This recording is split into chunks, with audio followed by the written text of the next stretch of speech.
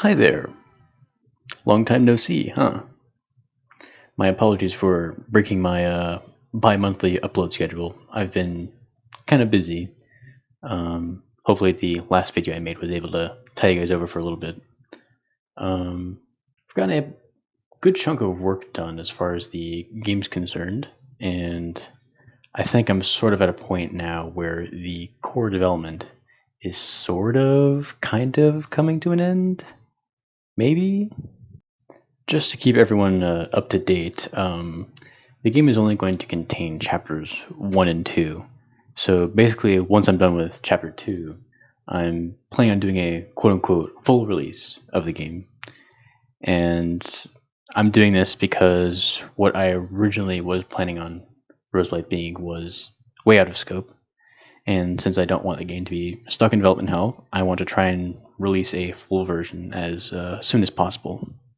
And any other plans that I had will most likely come in either future updates, DLC, or possibly even a sequel, depending on the success of the game. I'm not going to set an official release date until I know for a fact that the game is in a good spot. So Charcoal is where a good chunk of Chapter 2 is going to take place, and is the quote-unquote final area of the game. It's a large industrial city with a lot of people in it, which is completely a different environment from what's experienced in Chapter 1. Because it's different, I've had to rethink how I want to stop the player from completing their objective of reaching Queen Diana and helping our little friend to get home. Thankfully, there already is a suburb area with a lot of NPCs in it, so I basically can just make a bigger version of that and work off of there. So, every single room that is important to the game's core plot has currently been placed. That means that Chapter 2 now has a skeleton that I can work off of, and it's basically like done. Like the room that the final boss will take place in has already been created.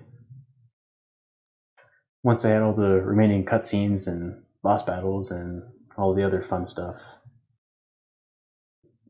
basically the game will be complete. I feel like at this moment the area is a bit smaller than Mount Silver, so I probably will have to add some extra content to fluff it up a bit. But I'll worry about that later. The first major sub-area in Charcoal is the Moon Court Shopping Center, which is a mall that you can walk around in and check out all the shops. I haven't added any actual shops yet, so I will most likely be doing that soon. If you have any suggestions for, I don't know, bootleg restaurant or retail store names, feel free to slap it in the comments below. This area is probably going to be the equivalent of the caverns, so it'll be short and will provide the next major upgrade for moving around. After that, you'll head into the second dungeon of the game, which I'm not going to show off because it's primarily a spoiler and there actually isn't there much to begin with. So you'll notice that when you walk around in this area, there's a lot of NPCs and no Aoki. That's because the combat is going to be different here, where instead of fighting wild animals, you're trying to hide your friend from being noticed by nearby civilians. Once Marmot acquires the spare clothes, he'll put on a disguise and won't be noticed by most folk that are nearby.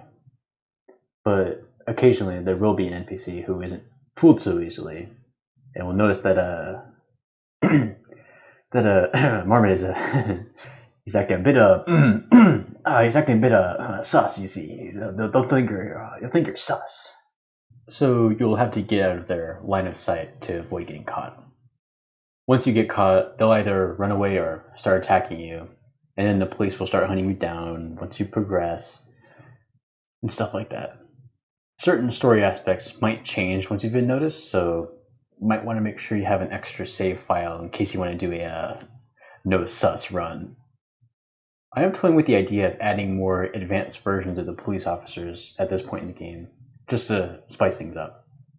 And I also might add an additional route that would involve Aoki ransacking the city. I'd also just kind of like to point out that both the final boss sprites and theme have been created, just to give you a glimpse of where I am at the game. I'm glad I finally managed to get out of my head and into the game itself, and all I really have to do is the fun part, which is actually making it. I also need to make the second mini-boss, which might also be optional. Speaking of optional mini-bosses, there's an important part of the Soul Chamber that has been changed, and I feel like I should explain a little bit more. Up until this point, Knight, or Underalls, has been the second mini-boss that you have to fight before getting to Marmot. I've decided that instead of having the player fight this boss after talking to Knight and getting the Chain Soul, I've decided to give the player the option to either fight them or talk to them. You'll get the Chain Soul either way, but if you do talk to Knight by the giant heart thingy, something special happens. After talking to Knight, Blight's bond value will go up.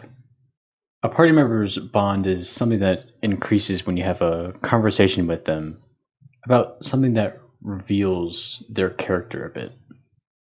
In this conversation, Blight's bond, which is determined by Blake and Knight's bond with each other, will go up by 3. And when your bond increases, so does your overall power. That's right, I'm adding the power of friendship to the game. The game used to have a level up system where if you go around fighting enemies, you would get XP and would level up, just like you do in literally every other RPG, and that would be your method of becoming stronger.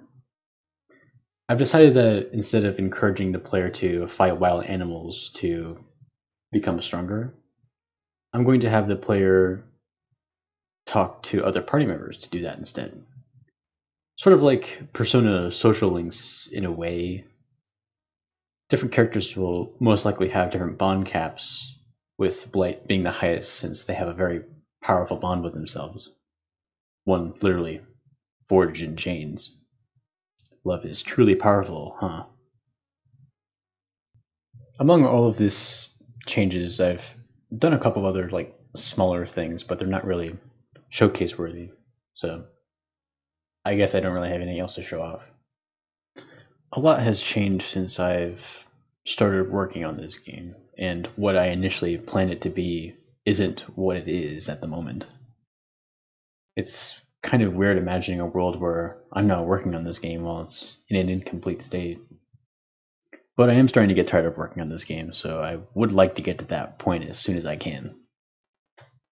Hopefully after the game is complete, I'll still have the motivation and resources to continue doing what I love. But I'm not at that point yet, so that's for future me to take care of. That's all I have for today.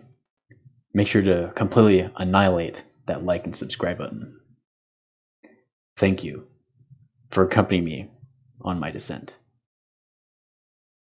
into becoming the best goddamn VTuber on the planet.